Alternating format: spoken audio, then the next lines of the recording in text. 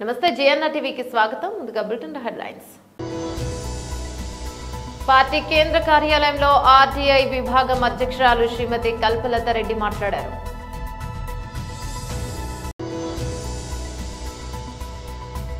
Renew ప్రాజెక్టుకు శంకుస్థాపన.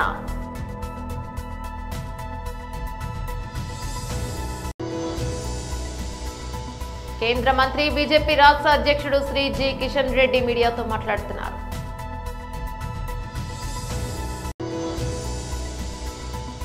తెలంగాణ భవన్లో బీఆర్ఎస్ నాయకుల ప్రెస్ మీట్.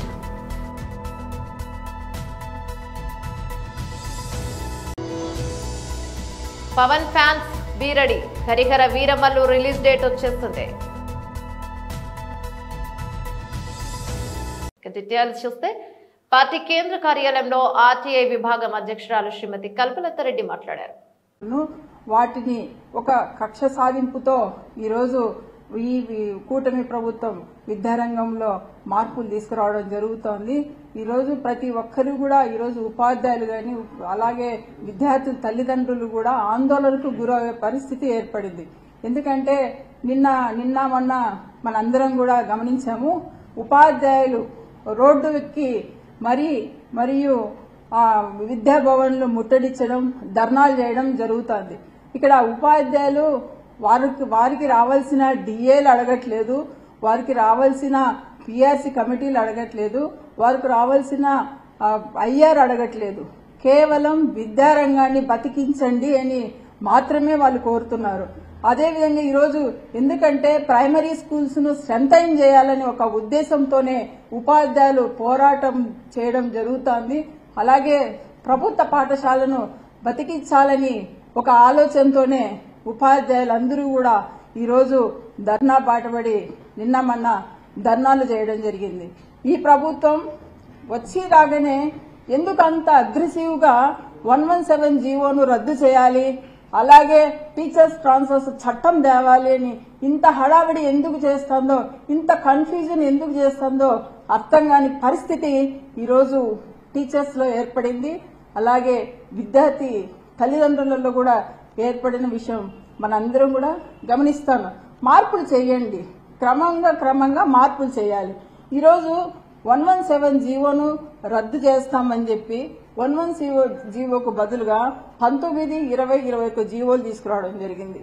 నిజంగా మేము వాళ్ళు గతంలో ఏం చెప్పారు, ప్రైమరీ స్కూల్స్ బతికిస్తాము, ప్రైమరీ స్కూల్ స్ట్రెంథైన్ చేయడానికి మేము 117 జీవోను రద్దు చేస్తామని చెప్పి ఈరోజు 19, 20, 21 జీవోను తీసుకురావడం జరిగింది. మీరు గమనిస్తే 19, 20, 21 జీవోలో ప్రైమరీ స్కూల్స్ ఉంటున్నాయా, ప్రైమరీ స్కూల్స్ ఉండే పరిస్థితి ఉందా? ఈ రోజు 19, 20, 21 జీవోలు తీసుకొచ్చి 9 రకాల స్కూల్స్ ను ఈ రోజు తీసుకురావడం జరిగింది. అదే గత ప్రభుత్వంలో 6 స్కూల్స్ ఉంటేనే మేము 4 స్కూల్స్ తెస్తామని చెప్పడం జరిగి ఈ రోజు అదనంగా 6కు 3 స్కూళ్లు యాడ్ చేసి 9 స్కూల్స్ తీసుకొచ్చారు. 9 స్కూల్స్ కూడా ఈ రోజు కరెక్ట్ గా ఒక నామ్స్ ప్రకారం వాటిని ఫామ్ చేయలేదు. ఎందుకు ఈ విషయం నేను చెప్తున్నానంటే, ఇక్కడ పీపుల్ టీచర్ రేషియో కూడా గమనిస్తే ఒక్కొక్క స్కూల్ కు ఒక రకమైన పీపుల్ రేషియో తీసుకున్నారు. ఒక దాంట్లో 1:20, ఒక దాంట్లో 1:30, ఒక దాంట్లో 1:10, ఒక దాంట్లో 1:10 ఇలా తీసుకొని పోయి కన్ఫ్యూజన్ కు టీచర్లను గురి చేస్తూ రెన్యూ ప్రాజెక్టుకు శంకుస్థాపన.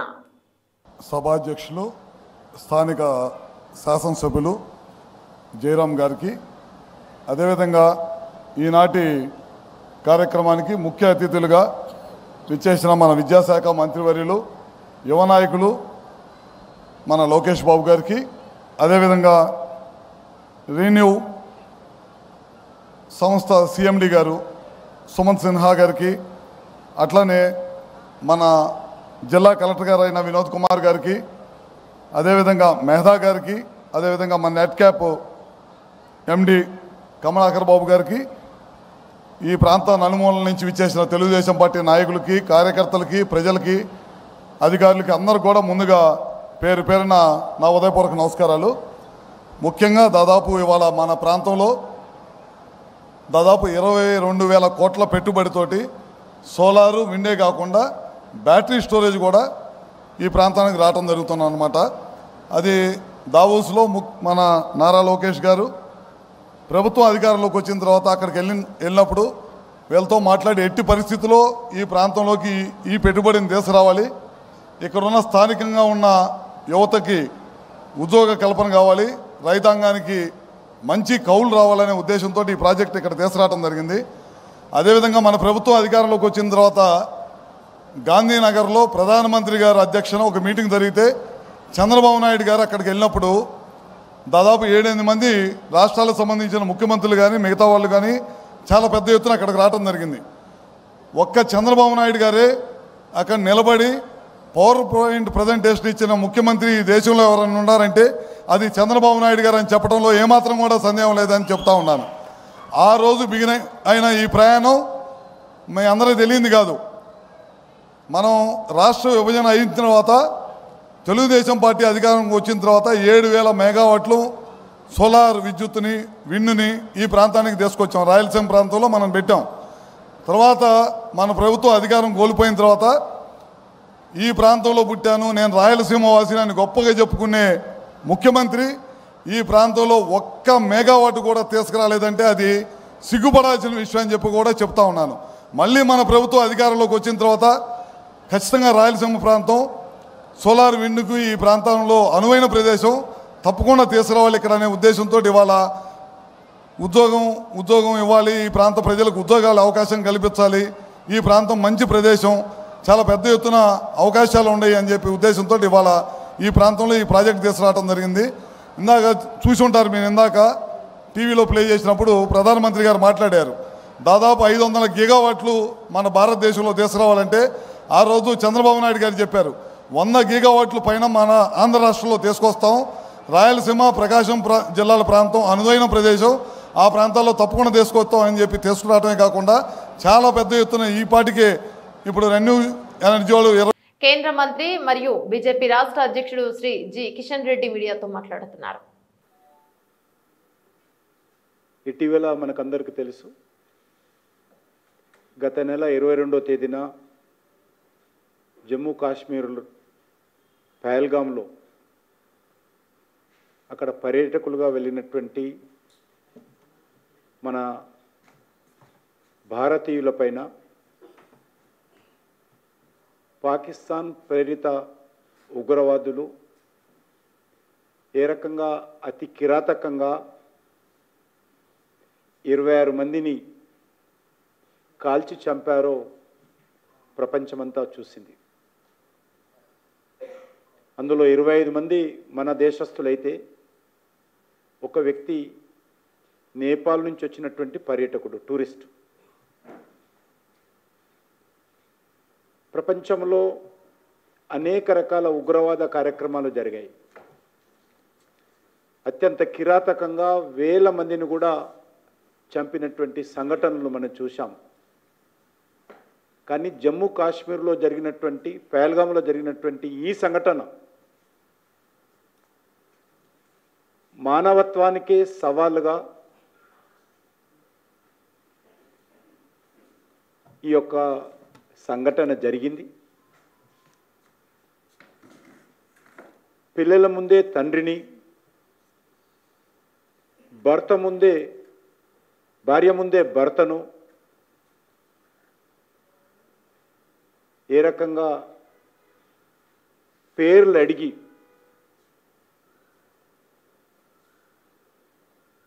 డివైడ్ చేసి ఇంత కిరాతకంగా చంపినటువంటి సంఘటన ప్రపంచంలో మొదటిసారి జరిగింది. మన దేశమే కాదు, యావత్ ప్రపంచమంతా కూడా ఈ యొక్క పహల్గాం ఉగ్రవాద దాడిని ఖండించిన విషయం మనం చూస్తున్నాం.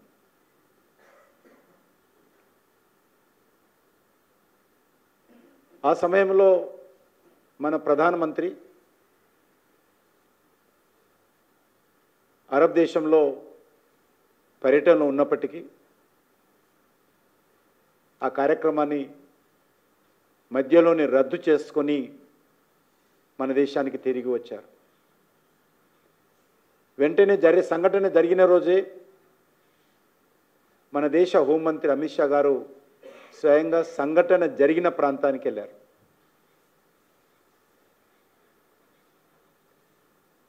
మన ప్రధానమంత్రి గారు వచ్చిన తర్వాత వెంటనే మనం ప్రకటించడం జరిగింది. ఏ ఉగ్రవాదులైతే ఈ యొక్క కిరాతకమైనటువంటి మానవ సమాజానికే సవాలుగా నిలిచినటువంటి చెప్పేటువంటి సెక్యులరిజానికే భంగం కలిగించినటువంటి దేశ సమగ్రత సమైక్యతకే సవాల్ తెలంగాణ భవన్లో బీఆర్ఎస్ నాయకులు ప్రెస్ మీట్ నిర్వహించారు. చూడడం జరిగింది. దానికి చాలా స్పష్టంగా తెలంగాణ ప్రధానికం కానివ్వండి, సెంట్రల్ యూనివర్సిటీ విద్యార్థులు కానివ్వండి, అదేవిధంగా అక్కడ central university Hyderabad central university ప్రొఫెసర్లు చేసినటువంటి ఆందోళనలు, మరి పర్యావరణ ప్రేమికులు చేసినటువంటి నిరసనలు, తెలంగాణ మరి అదేవిధంగా హైదరాబాద్ సెంట్రల్ యూనివర్సిటీ విద్యార్థులు చేసినటువంటి పోరాటాల ఫలితంగా మరి నేను వచ్చినటువంటి చేసినట్టు హైకోర్టు సుప్రీంకోర్టు చేసినటువంటి తీర్పుని మరి ప్రజలందరూ కూడా స్వాగతిస్తూ ఉన్నారు. చాలా తృప్తిని వ్యక్తం చేస్తూ మరి అందరూ కూడా కృతజ్ఞతలు తెలియజేసేటువంటి సందర్భం అని చెప్పి సందర్భంగా మనవి చేస్తూ ఉన్నాను. మరొకసారి రుజువైంది, మరి రాష్ట్రంలో గుంటనక్క పాత్ర పోషిస్తున్న ఎవరో స్పష్టంగా మరొకసారి రుజువైంది. ఆ రోజు అసెంబ్లీలో ముఖ్యమంత్రి రేవంత్ రెడ్డి గారు మాట్లాడుతూ హైదరాబాద్ సెంట్రల్ యూనివర్సిటీలో విద్యార్థులు ఎవరు పోరాటం చేస్తలేరు, అక్కడ ప్రొఫెసర్లు ఎవరు ఆందోళన చేయట్లేదు, పర్యావరణ ప్రేమికులు ఎవరు కూడా మరి ఆందోళనలు కానీ నిరసనలు తెలియజేయట్లేదు, కేవలము గుంటనక్కలు కాచుకొని ఉన్నాయి అక్కడ అని చెప్పి ఒక మాట అసెంబ్లీ వేదికగా రికార్డులో మాట్లాడిన సందర్భాన్ని గుర్తు చేస్తూ మరి ఈరోజు ఈ యొక్క వ్యవహారంపై సుప్రీంకోర్టు చేసినటువంటి వ్యాఖ్యలని ఒక్కసారి పరిగణలోకి తీసుకుంటే మరి రాష్ట్రంలో గుంటనక్క ఎవరు, దొంగ చాటున ఎవరు ఈ యొక్క వ్యవహారాలు నడిపిస్తున్నారు, భూములు దొంగతనంగా అమ్ముకోవాల్సిన అవసరం ఏమున్నది అని స్పష్టంగా సుప్రీంకోర్టు ప్రశ్నించినప్పుడు సాక్షాత్ ముఖ్యమంత్రి రేవంత్ రెడ్డి గారే మరి గుంటనక్కలాగా వ్యవహరిస్తున్నారని చెప్పి సందర్భంగా మనవి చేస్తా ఉన్నాను. ముఖ్యంగా ఈ యొక్క భూముల వ్యవహారం అయితే ముఖ్యంగా హైదరాబాద్ సెంట్రల్ యూనివర్సిటీకి సంబంధించినటువంటి కంచె గచ్చిబౌలికి సంబంధించినటువంటి భూముల వ్యవహారంలో ఎందుకు వారాంతపు సెలవులలో, ఎందుకు కోర్టులు పనిచేయని సమయంలో గుంటనక్కలాగా పనిచేయాల్సిన అవసరం ఏముందని ప్రత్యక్షంగా పరోక్షంగా అర్థమయ్యే విధంగా సుప్రీంకోర్టు వ్యాఖ్యానించడం అందరం కూడా గమనిస్తూ ఉన్నాం, అందరం చూస్తూ ఉన్నాం. కాబట్టి కేవలం ఒక 10,000 కోట్ల రూపాయలకి కక్కుర్తి పడి మరి ఏ రకంగా దాన్ని సాధించాలనేటువంటి ఉద్దేశంతో మరి పర్యావరణ విధ్వంసానికి పాల్పడ్డటువంటి ముఖ్యమంత్రి రేవంత్ రెడ్డి గారు మళ్ళొకసారి ఏ రకంగా దొంగలాగా దొరికిపోయినాడో స్పష్టంగా మనకు అందరికీ అర్థమవుతా ఉన్నది. ఎన్నిసార్లు కోర్టులు ముట్టకాయలు వేసినా తన బుద్ధి మార్చుకోవడం లేదు. న్యాయస్థానం ఎన్నిసార్లు గడ్డిపెట్టినా ఈ ముఖ్యమంత్రి రేవంత్ రెడ్డి గారిలో మార్పు రావడం లేదు. కాబట్టి కేవలం ఆయన యొక్క రాజకీయ స్వార్థం కోసానికి ఏ రకంగానైతే ప్రజలని పవర్ స్టార్ పవన్ కళ్యాణ్ అభిమానులు ఎంతో ఆసక్తిగా ఎదురుచూస్తున్న ప్రతిష్టాత్మక చిత్రం హరిహర వీరమల్లు విడుదల తేదీ ఖరారైంది. ఈ భారీ బడ్జెట్ సినిమాను జూన్ 12న ప్రపంచవ్యాప్తంగా ప్రేక్షకుల ముందుకు తీసుకురానున్నట్లు చిత్ర బృందం నేడు అధికారికంగా ప్రకటించింది. పవన్ కళ్యాణ్ ఈ చిత్రంలో వీరమల్లు అనే యోధుడి పాత్రలో కనిపించనున్నారు. పవన్ నుంచి చాలా కాలం తర్వాత ఓ సినిమా వస్తుండటంతో హరిహర వీరమల్లు సినిమాపై అంచనాలు అమాంతం పెరిగాయి. ప్రస్తుతం Harihara Veeramallu cinema post production పనులు శరవేగంగా జరుగుతున్నాయి.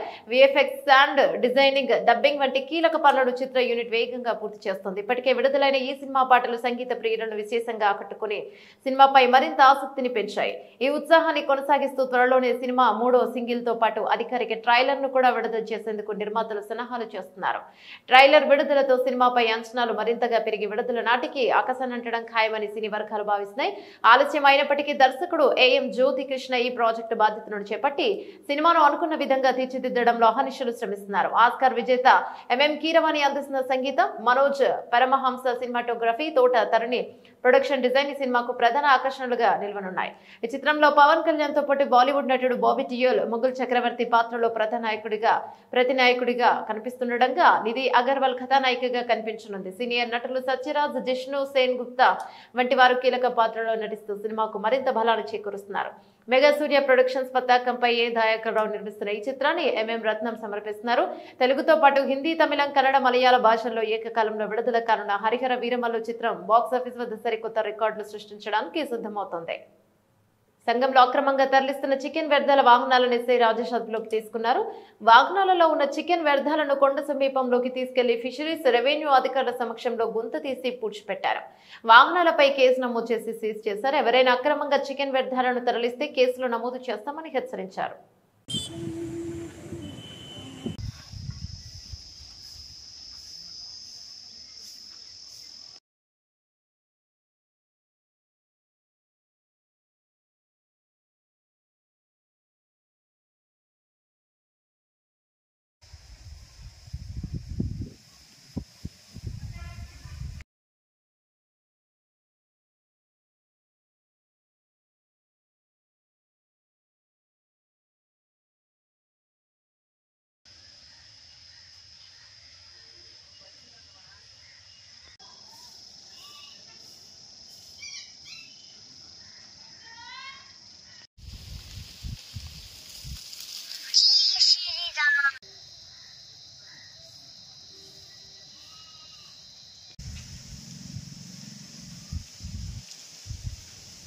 సంగం మండలంలో ఈరోజు 2 చికెన్ వ్యర్థాలకు సంబంధించిన బండ్లని ఫిషరీస్, రెవెన్యూ వారి సహకారంతో పట్టుకొని వాటిని కొండ ప్రాంతంలో యథావిధిగా ఎప్పటిలాగే మనం వాటిని డిస్మాంటిల్ చేసేసాము.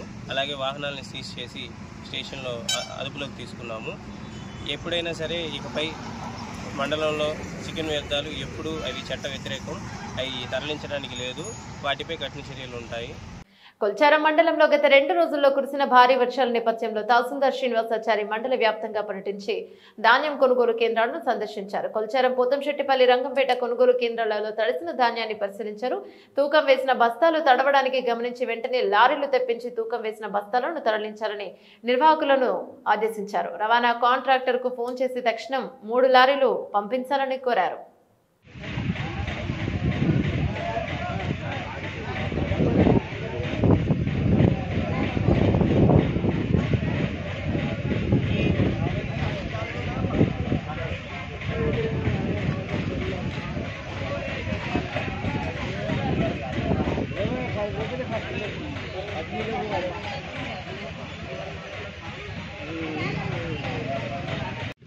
వాళ్ళ దగ్గర కూడా పోయొచ్చిన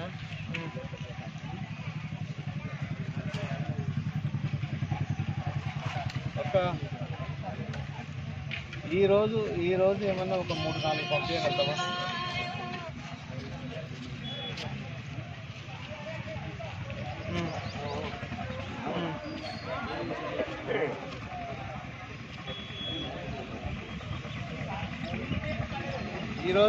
ఈరోజు మాత్రం ఒక 2 కావాలి. ఏం చేస్తూ వచ్చాయి డ్రైవర్కి పులిచారం ప్రాపర్గా ఎక్కడ ప్రాపర్ పులిచారం ప్రాపర్ కాదు ఖచ్చితంగా కావాలి. ఒక 2 అన్నా డ్రైవర్కి తొందరగా, ఎందుకంటే మళ్ళీ వర్షం వస్తే అన్నీ ఇప్పుడు ప్రజెంట్గా మనకు ఒక 2000 బ్యాగులు ఉన్నాయి పుట్టినవి.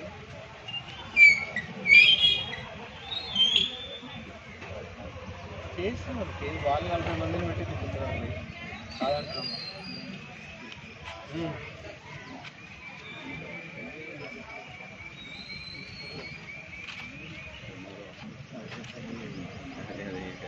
తీసుకుపోయి 1-2 అన్నా తీసుకొచ్చి తొందరగా ఈరోజు ఎక్కడెక్కడ ఉన్నాయి.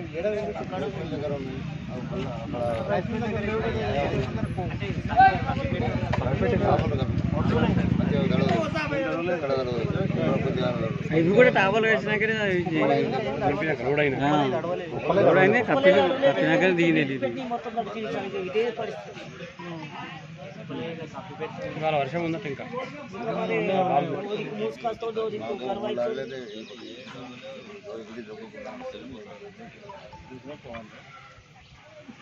బులెటిన్ ముగించే ముందు హెడ్లైన్స్ మరోసారి. పార్టీ కేంద్ర కార్యాలయంలో ఆర్టీఐ విభాగం అధ్యక్షురాలు శ్రీమతి కల్పలత రెడ్డి మాట్లాడారు.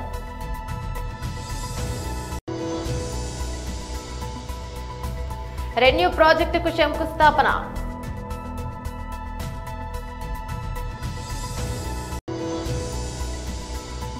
కేంద్ర మంత్రి బీజేపీ రాష్ట్ర అధ్యక్షుడు శ్రీ జి కిషన్ రెడ్డి మీడియాతో మాట్లాడుతున్నారు.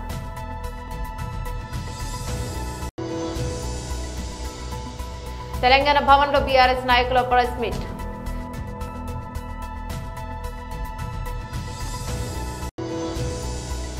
పవన్ ఫ్యాన్స్ బీరడి, హరిహర వీరమల్లు రిలీజ్ డేట్ వచ్చేస్తుంది. ఇవి బులెటిన్ డీటెయిల్స్. మరో బులెటిన్లో మళ్ళీ కలుసుకుందాం. అంతవరకు సెలవు, నమస్తే.